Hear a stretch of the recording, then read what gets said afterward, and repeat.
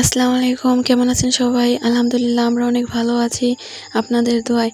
আর আমার ছোট্ট সোনামণি কেমন লাগছে আজকে ওকে কমেন্ট করে বলবেন। আর আপনাদের ওই হাই দিছে ওর হাতে দিয়ে খেয়াল করে দেখেন।